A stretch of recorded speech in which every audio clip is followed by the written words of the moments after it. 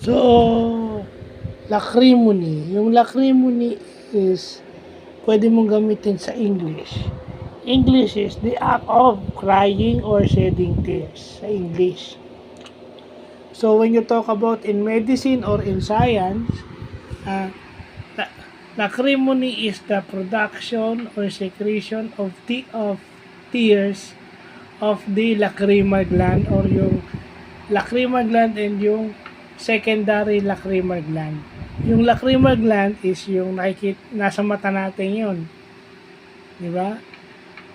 Pagka tayo ay nakakaramdam ng matinding emosyon, whether saya, galit, lungkot, ayan.